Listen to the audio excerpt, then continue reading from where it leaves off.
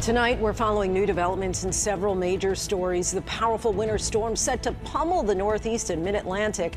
An armed man shot and killed at the President's Palm Beach resort. And the Miracle on Ice, Part 2. The potentially historic nor'easter. Multiple states have already declared emergencies with 12 to 18 inches of snow on the way. Some places could get 2 feet. More than 40 million Americans are under blizzard warnings. For some, it's the first time in more than a decade.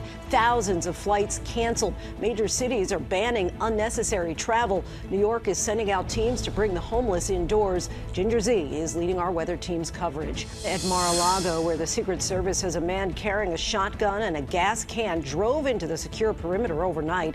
Agents opened fire, killing him when he allegedly raised the gun. This comes after 2 prior attempts on the president's life. What we're learning about the 21-year-old suspect from North Carolina, the search for answers at his family home, and where President Trump was at the time. Pierre Thomas is following it all. What a game! Team USA caps off a record gold rush, the electrifying win in overtime, 46 years to the day after the Miracle on Ice at Lake Placid. Jack Hughes firing home the goal that won it all, and the team honoring a fallen teammate. Also tonight, Mexico's military takes out a top drug lord who was wanted in the U.S., and the warning tonight for Americans in Mexico. Confusion at the airports, why the government suspended TSA PreCheck only to reverse course hours later. Plus, the extraordinary medical evacuation of a U.S. sailor, a nuclear sub forced to break from its mission to surface near Greenland, and why it's at the center of new tension between the U.S. and Greenland. Multiple skiers injured in avalanches, the growing danger in the West. And America strong, and Olympic champions' amazing journey to the medal stand. From ABC News World Headquarters in New York, this is World News Tonight. Good evening, everyone. Thanks so much for joining us on this busy Sunday. I'm Lindsay Davis. A fatal shooting at President Trump's Mar-a-Lago residence in Florida, and Mexico takes down a notorious drug kingpin. But we begin with the forecast, facing a potentially historic blizzard in the Northeast with up to 2 feet of snow. 40 million Americans from Maryland to Maine are under blizzard warnings. Officials are warning people to stay indoors and off the roads. The storm is disrupting travel by air. More than 9,000 flights canceled through Tuesday. 7 states are under states of emergencies. ABC's chief meteorologist Ginger Z leads us off tonight. Ginger, give us a sense of just how dangerous this storm is.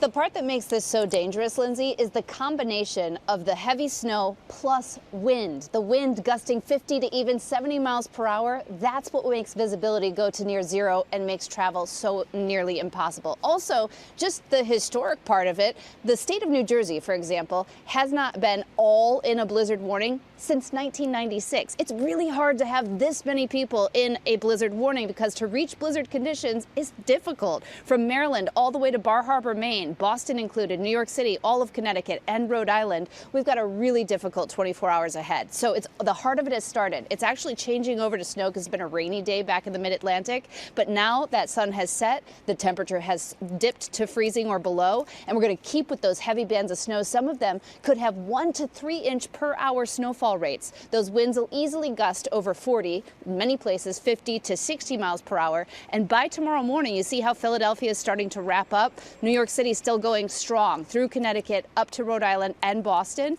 And then really it's tomorrow Boston gets it through the evening, and we're done with this storm by tomorrow night. But behind it, it will be 1 foot to 1.5 feet. Some places could see 1.5 feet to 2 feet. Again, the combo of that wind is what I'm most concerned about because that's where you get those blizzard conditions. Cape Cod could see gusts of 72.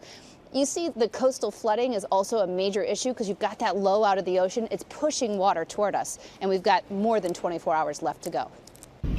Tonight, conditions rapidly deteriorating as parts of the mid-Atlantic and Northeast brace for a blizzard. It is a serious storm, so please take it seriously. Stay inside. Get off the roads tonight. Don't travel tonight. It's dangerous. States of emergency now declared across at least 7 states. We're taking every precaution. Local bans will be going into effect later tonight. It's going to come down heavy. You're not going to be able to see when the wind whips it up. The conditions are nothing but treacherous. Airports from Philadelphia to New York City and Boston largely shut down. More than 9,000 flights canceled through Tuesday. This winter has been brutal. In Atlantic City, this car crashing. Heavy snow and gusts to 30 miles per hour already impacting visibility. Boston and New York City canceling school tomorrow. Mayor Zoran Mamdani issuing a travel ban from 9 p.m. Sunday to noon Monday as New York City faces its first blizzard warning in almost a decade. The state of emergency closes the streets, highways, and bridges of New York City for all traffic, cars, trucks, scooters, and e-bikes. We are asking New Yorkers to avoid all non-essential travel. All of this coming on the heels of last month's winter storm. So far this winter, New York City currently seeing the coldest mean temperature in more than 2 decades. At least 19 people dying during that brutal cold stretch. Tonight, warming buses and centers open across the city. Outreach workers canvassing to bring the unhoused inside. While you still have power, it's a good thing to get everything charged up, get those power banks ready. And Lindsay, I've got to say, a lot of people will say, oh, it's a blizzard out there. And rarely is that true. But tonight through tomorrow, millions of people will be able to say that legitimately. Uncharted territory here, Ginger. Thank you. And ABC's Morgan Norwood is in Atlantic City with more on that coastal flooding threat. Hi, Morgan.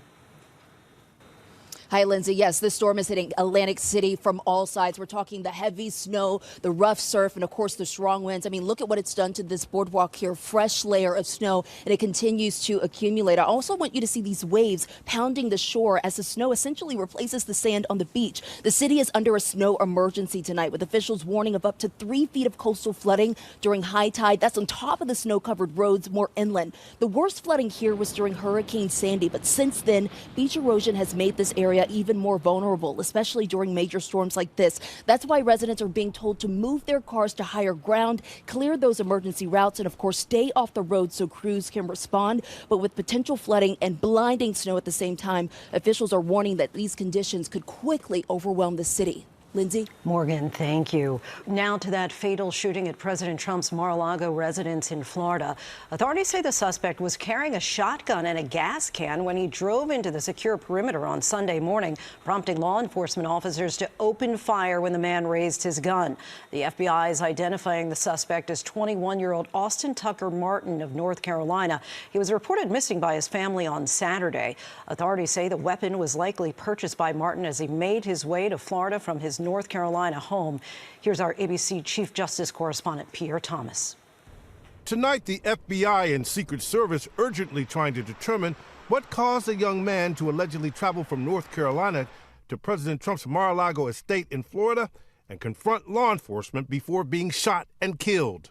The suspect, identified by the FBI as 21-year-old Austin Tucker Martin, was shot shortly after 1 a.m. Sunday after he allegedly bought a canister of gasoline and brandished a shotgun in front of security personnel there to protect the property. They confronted a white male that was carrying a gas can and a shotgun. He was ordered to drop those two pieces of equipment that he had with him, at which time he put down the gas can, raised the shotgun to a shooting position. At that point, authorities say an officer with the sheriff's department and 2 members of the Secret Service opened fire. Martin, who had been reported missing by his family on Saturday, was pronounced dead at the scene. Today, federal agents could be seen at a property associated with Martin in Cameron, North Carolina, which is about a 10-hour drive from Mar-a-Lago. A portrait of the alleged gunman emerging, a cousin telling our station WTVD that the family is generally made up of Trump supporters. But Martin's feelings about the president were unclear. Law enforcement officials believe that the suspect bought the weapon as he made his way toward Florida. Today, outside of Mar-a-Lago, a crime scene as investigators try to trace the suspect's movements prior to the confrontation. If you live in the area of the shooting, please check your exterior cameras for last night, early this morning. If you see anything, please contact us. President Trump's security has been an ongoing issue. There were 2 assassination attempts against him while he was running for office in 2024. And law enforcement experts say the nation remains in an elevated threat environment with a recent spate of politically motivated attacks and a surge in threats against members of Congress. Just last week, police arrested a man they say was racing towards the Capitol with a shotgun, who allegedly claimed he wanted to talk to members of Congress. President Trump was in no danger. He was here in Washington all weekend. But sources describe this as a serious incident coming just as law enforcement here in Washington are prepping security for the State of the Union. Lindsay? Likely extra precautions on Tuesday. Pierre, thank you. Overseas now to the Winter Games and the dramatic finish on the ice. The U.S. men's hockey team winning the gold medal for the first time in nearly 50 years, defeating Canada in sudden death overtime. ABC's Marcus Moore is there. 46 years after the U.S. won gold and defeated the Soviet Union in a stunning upset known as the Miracle on Ice during the 1980 Olympics in New York. Tonight, the men's hockey team winning another dramatic gold medal game, this time against their bitter rivals, Canada. It was a drama from start to finish. For much of the game, both teams locked in a tie 1-1. Canada on the attack, but goalie Connor Hellebuck keeping Team USA's hopes alive, blocking 41 shots. Team USA's bruised and bloodied forward Jack Hughes losing part of 2 teeth, but Hughes battling through to score the game-winning goal in overtime. The iconic moment now frozen in time. Amid the celebrations, a moving tribute on the ice. Team USA carrying a number 13 jersey, honoring teammate Johnny Gaudreau, who was killed along with his brother by an alleged drunk driver in 2024. His jersey in the locker room for every game. The team keeping him close in their hearts and even sharing their moment of triumph with his young children. And Lindsay, what is truly remarkable is that both the women and the men's hockey team secured gold in these games, marking a major achievement. And after today's thrilling match, thousands of people gathered in Verona for the closing ceremony, marking the end of these historic games. Lindsay. Go Team USA, Marcus, thank you. Mexico's most powerful drug kingpin was killed during a military operation. Mexican officials say criminal groups burned cars and trucks to block roads across the country. The State Department is warning Americans to shelter in place. ABC's Melissa Dunn is near the border tonight.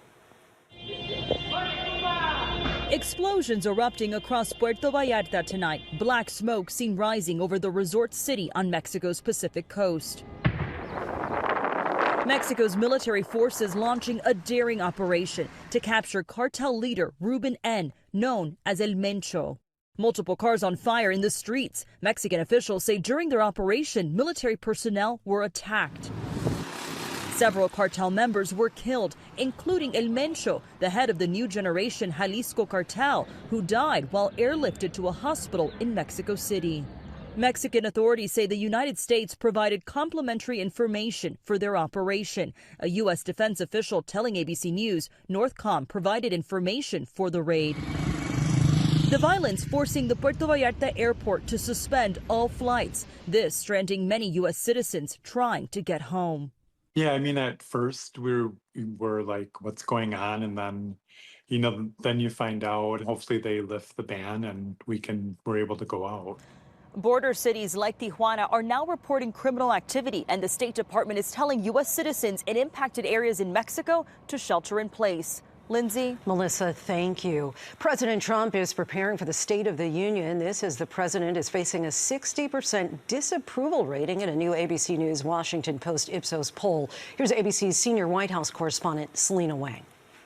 Tonight, just days before President Trump delivers his State of the Union address, new polling shows most Americans disapprove of his job in office. Trump's disapproval rating stands at 60%, the highest of his second term.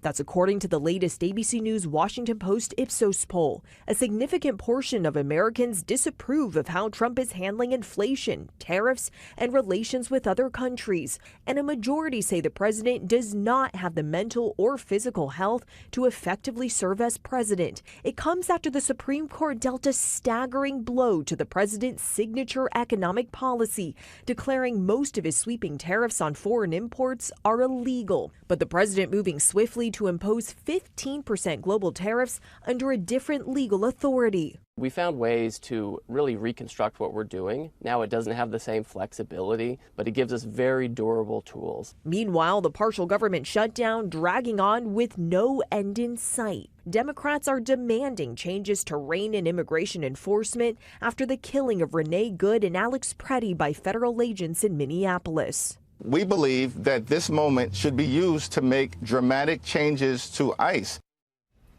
And Lindsay, that same poll finds that Americans do not trust the Democratic Party any more than President Trump to handle these challenges, underscoring just how frustrated and divided our country is right now. Lindsay. Selena Wang from the White House, thank you. The State of the Union is on Tuesday. I'll be joining David Muir and our entire political team for special coverage Tuesday at 9 p.m. Eastern right here on ABC. Overseas now to an extraordinary medical mission. A U.S. Navy sailor in need of urgent medical care was evacuated from a nuclear-powered submarine by Danish military forces near Greenland. Here's ABC's Lama Hassan. Tonight, a U.S. Navy sailor is recovering in the hospital after suffering a medical emergency on board a nuclear submarine near the icy waters of Greenland. That rescue caught on camera just miles off the coast near the capital Nuuk. The submarine breaking from its mission. Military officials say the sailor was medevaced after needing urgent medical help. Denmark's Joint Arctic Command evacuating the crew member on a Seahawk helicopter to a hospital in the capital. Tensions had been growing recently between the U.S. and Denmark after President Trump threatened to take over Greenland, angering NATO allies. Lindsay, we don't know the nature of this medical rescue, and the U.S. Navy never discloses anything about its submarines deployments around the world. All missions are classified, and so are their movements, which is why this type of rescue mission is incredibly rare. Lindsay. Lama, thank you. There's still much more ahead on World News Tonight this Sunday, including the frightening scene at a demolition derby when one of the cars crashed into the fans, and multiple injuries when two avalanches hit the same ski area. Tonight, more dangerous avalanches in the west. 3 backcountry skiers were hurt in 2 avalanches in Utah on Saturday. The local sheriff says they were rescued by other skiers and taken to hospitals. And a photographer captured these images of one in Yosemite National Park in California. The park was closed at the time, and fortunately, there were no injuries. The DHS is backtracking on suspending its TSA PreCheck program at the nation's airports. That program allows travelers to join shorter security lines. The suspension was blamed on the partial government shutdown that impacts Homeland Security. The agency reversed course just hours later, and PreCheck lanes are back in operation. When we come back, danger at a demolition derby when one of the vehicles wound up in the stands. To the index, several spectators were hurt in a crash at a demolition derby in Tulsa, Oklahoma. Video from the event shows one of the cars breaking through a safety barrier and into the crowd. Police say there were no serious injuries, but the event was shut down after that incident. When we come back, America strong. What keeps her going through 5 Olympics? Finally, America strong, and proof tonight that sometimes the greatest victories happen far beyond the finish line. At the Winter Games, history met heart. Alana Myers-Taylor has spent a lifetime chasing hundredths of a second down icy tracks. This year, at her 5th Winter Games, the American bobsledder finally captured her first Olympic gold in the debut of the monobob event. It was the crowning moment of a remarkable career that now includes 6 Olympic medals, 3 silvers, 2 bronzes, and at last, gold. And at 41, she becomes the oldest American woman to ever win an Olympic medal at the Winter Games and the most decorated black athlete in Winter Olympic history. All the emotion exploded at once, like everything I had been working for so long, everything that my family had been working for, and to share that moment. When Alana learned she'd won gold, her 2 boys were right there by her side, sharing in the moment built by years of sacrifice. They were right there with me the entire time, and it was so awesome because they're my reason. They're the reason I continue to bobsled. She's pursued Olympic glory while raising her 2 sons, Nico and Noah, both born deaf, navigating motherhood and elite competition at the highest level. Raising kids is hard. Raising kids is definitely harder than winning Olympic medals. For Alana, chasing dreams was never about whether it could be done, only how. We took everything we had as a team, as a family, just achieve this. Whatever you're facing in life, make it a question of how, not if. No, it's not easy, but there's always a reason and there's always a way you can persevere through it. A gold medal athlete and mom. Thanks so much for watching. I'm Lindsay Davis in New York. Stay safe and good night. David Muir.